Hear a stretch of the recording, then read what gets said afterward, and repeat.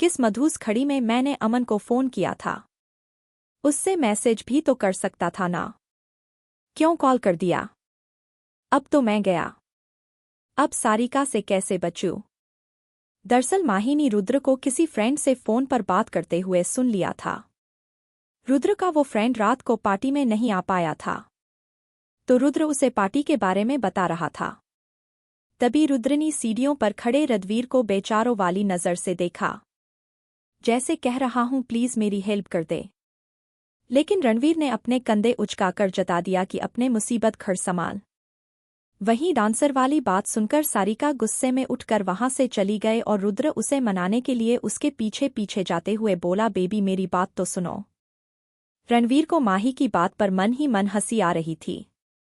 उसने मन में सोचा, लगता है माही रुद्र की शादी से पहले ही उसका तलाक करवा के मनेगी। माही वही खड़ी सोच रही थी कि दी जीजू से नाराज क्यों हो गई। माही की बीट रणवीर की तरफ थी, इसलिए उसने अभी तक रणवीर को देखा नहीं था। जब उसे महसूस हुआ कि उसकी कमर किसी की बाहों के घेरे में है तो वो पीछे पटी। वो अपने सामने रणवीर को देखकर शॉक्ड होते हुए बोली, तुम? रणवीर ने उसे और करीब करते हुए कहा, हाँ मैं तुम किसी और को एक्सपेक्ट कर रही थी क्या? वैसे क्या जरूरत थी सारिका से वो सब कहने की? करवा दी ना दोनों में लड़ाई। माही ने अपनी आंखें छोटी करके रणवीर को खोड़ते हुए कहा, मैंने क्या किया? यही तो कहा कि रात को संगीत में डांस ट्रिपर बुला लेते हैं। माही इन बातों के चक्कर में भूली गई थी कि वो इस वक्त रणवीर की बाहों में है। उसकी बात सुनकर रणवीर के चेहरे पर एक तिरछे स्माइल आ गई। उसने अपनी एक आईब्रो चढ़ाते हुए माही से पूछा, तुम्हें अगर देखना है तो मैं तुम्हें उनका डांव कर गया था। माही ने जैसे ही वो वीडियो देखा उसकी आंखें बड़ी हो गई और मुंह खुला का खुला रह गया। उसने जल्दी से अपनी आंखें बंद कर ली और गुस्से से अपने आप को छुड़ाने की कोशिश करने लगी। शर्म से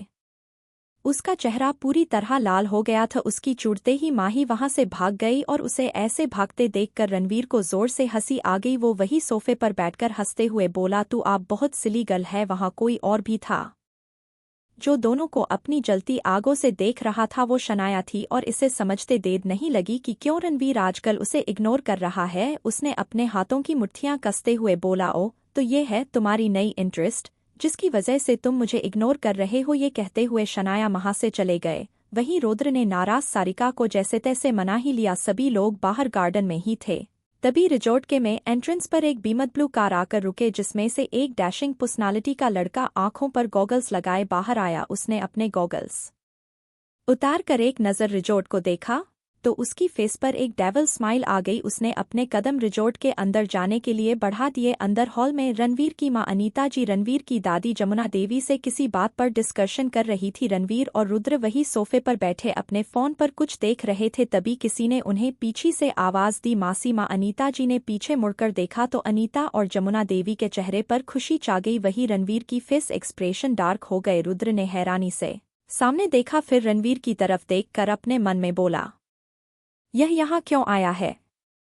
अनीता जी ने आगे बढ़कर उस लड़के को गले लगा लिया और उसका माथा चूमते हुए बोली, वेदांत बेटा मैं कब से तुम्हारा इंतजार कर रही थी। फिर अपनी नम आंखों से देखते हुए बोली, कितने सालों बाद तुम्हें देख रहे हूँ। जी हाँ, यह कोई और नहीं वेदांत राठौर ही था, रणवीर की माँ से माँ का बेटा और रणवीर का मौसेरा भाई। वेदांत ने जमुना देवी और अनीता जी के पैर छूकर उनका आशीर्वाद लिया और रणवीर को देखकर एक तिरछी स्माइल के साथ उसकी तरफ बढ़ गया। तब तक अनीता जी भी उनके पास आ गई थी। वेदांत ने रणवीर को गले लगाते हुए कहा, रणवीर मेरे भी वक्त बात तुम्हें देख रहा हूं पर बड़ी खुशी हुई तुमसे मिलकर। रणवीर ने अपना गुस्सा कंट्रोल करने के लिए मुठ्ठियां गस ली, क्योंकि वो अपनी मां और दादी के सामने अपना गुस्सा जताना नहीं चाहता था, इसलिए वो भी फॉर्मेलिटी के लिए जिसे सिर्फ वेदांत और रुद्र ही देख सकते थे। तभी माही निर्मला जी के साथ सीढ़ियों से नीचे आ रही थी। वेदांत की नजर उनकी ओर गई और माही की मासूमियत भरी खूबसूरती देखकर एक पल के लिए तो उसकी भी नजरें उस पर जम सी गई। अनीता जी और जमुना देवी निर्मला जी की तरफ बढ़ गए। वही वेदांत का माही को ऐसे घूरना रणवीर के गुस्से